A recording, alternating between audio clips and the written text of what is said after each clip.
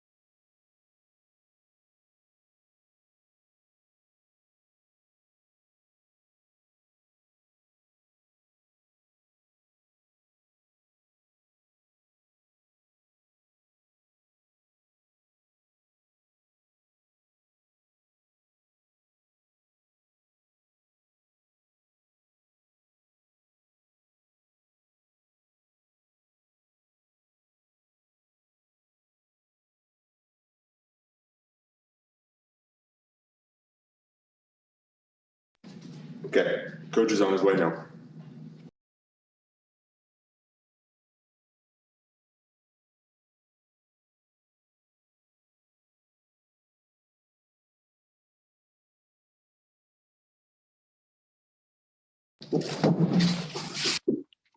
First off, please.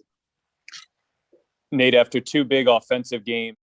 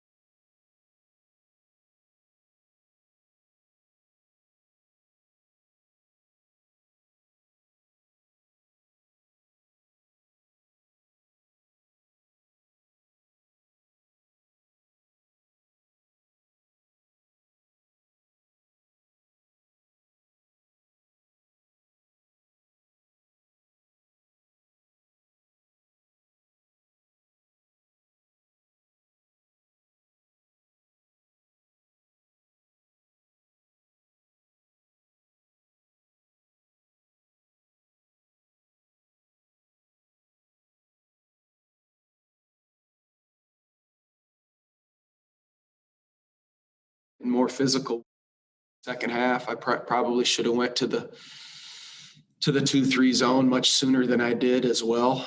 But it was just the physicality of him around the rim, and he got to the spots where he wanted to get to. We got to do a better job of not allowing him to play so free.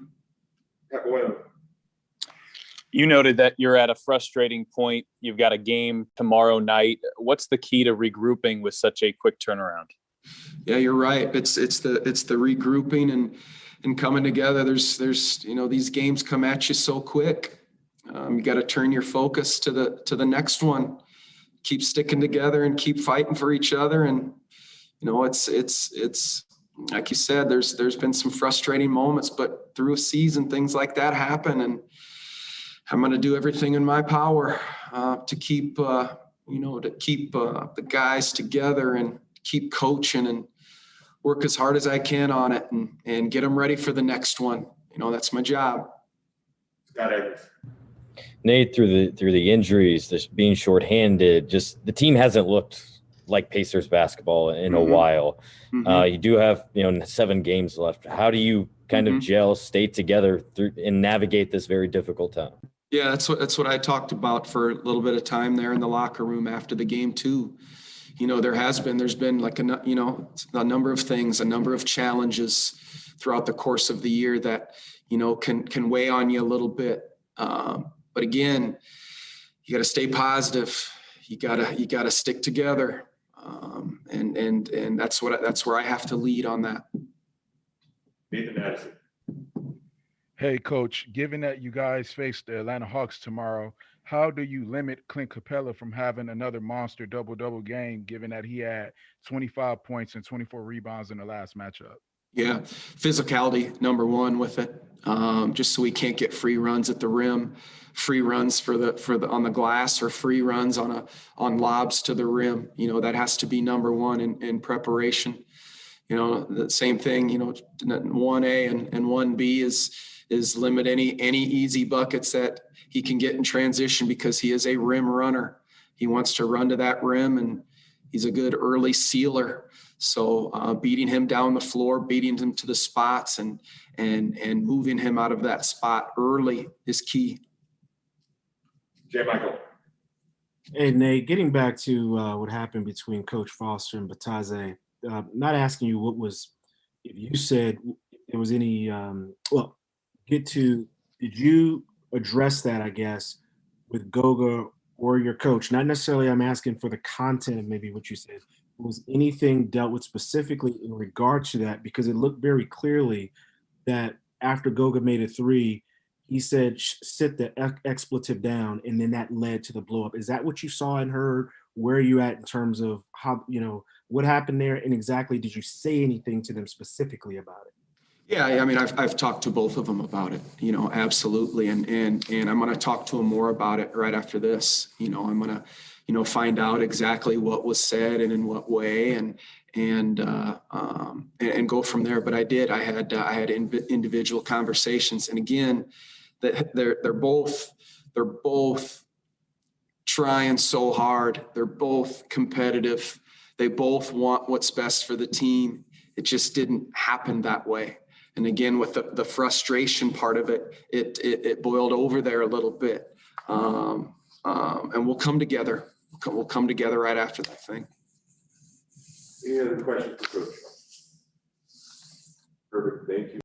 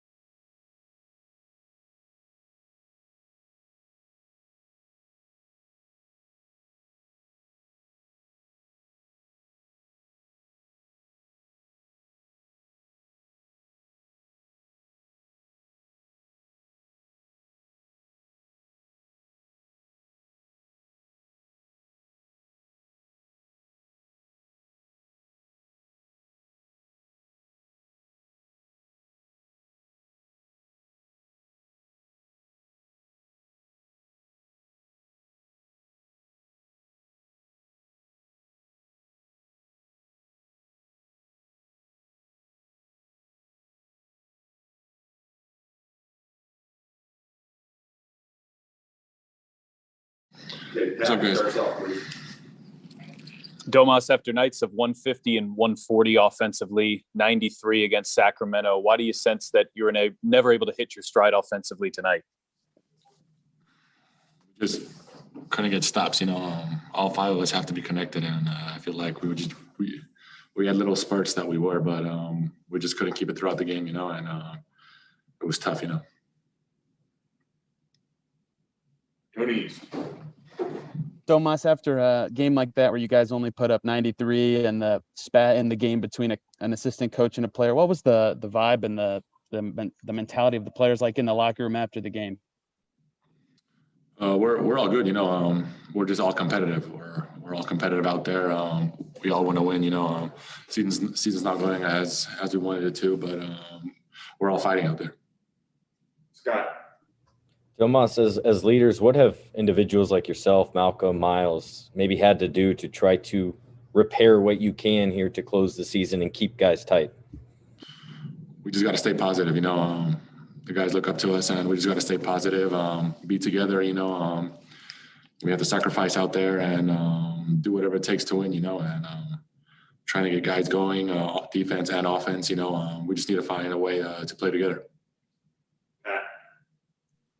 Atlanta's also a team that plays big, and they were having some success, Sacramento, in the first half doing that. What's the key to maybe trying to slow the Hawks down, who you'll have in this building tomorrow? They got a lot of weapons, a lot of weapons offensively. They run, they're big, so it's going to be a team defensive effort, They've been playing really good lately, so we're just going to have to come out and forget everything and just take one game at a time and play our best game. Any other questions for Domas? All right. Thanks, guys.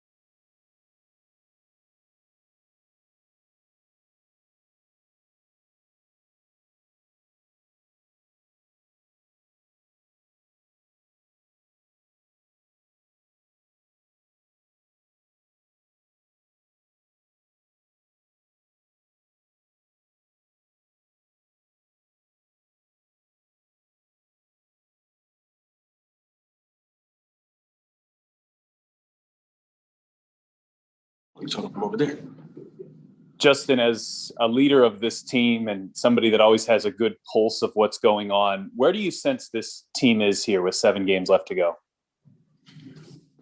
In the place of still trying to figure out what we can do to get wins and press up in a position to, go to the playoffs and do well. Unfortunately, it's been a tough year, and unfortunately, we're in a space right now to where we're not in the space where we're rolling. And at the end of the day, man, I mean, the way I go about this game is we have to continue to fight and sit together and play together when we're out there and try to find a way to win games, but more importantly, get into a rhythm with one another. And for whatever reason right now, we just haven't found that. Tony's. Justin, you're one of the older guys on the team, and you've played for various – the oldest, excuse Go me. ahead and say it. It's all right. No, I'm just saying, you go ahead and say it. I appreciate you looking out, but it's cool. I tried to be nice. Yeah. I appreciate you. You've played for various franchises in your career as well. Have you ever seen anything quite like the bench spat between Goga and Coach Foster this evening? Yeah, I've seen stuff like that happen before. And again, it's unfortunately sometimes it's a part of the game. Dudes want to win, coaches want to win, and guys are just really amped and in a aggressive, attack mode, and sometimes that happens. Yeah, Coach Nate called it a heat of the moment frustration kind of thing. You were right next to it. Did you agree with that? Did you see everything that happened? I didn't see everything that happened, but that's what I would say it was. Again, that has to be the only reason why else would guys be. I mean, I've had plenty of times I've been in a game and coaches are fired up, come over and say something, and sometimes a player might say something back or whatever, and it is what it is. This is basketball, We're all men out there trying to play this game, and sometimes guys get a little heated. Scott Evans. Justin, do you feel like you guys being restricted in what you can do, kind of being together since December, the injuries and so many things have kind of exacerbated how you guys feel maybe right now, or intensified issues felt? I don't know. I mean, again, I can only speak personally, and I always talk about how tough this year has been, for me. But at the end of the day, yes, I feel like this year has been tough, and we are in a space still where we're trying to win and want to win games. I don't know if it necessarily makes issues seem bigger than what they are. I think our issues are what they are when we're on the court. We're trying to find a way to get them done, and regardless of how the year goes, that's what it is. And again, we have to. At the end of the day, it's there. We got to figure it out, and hopefully we can do it. The thing is, we still have a chance, and that's the good thing about it. Jay Michael.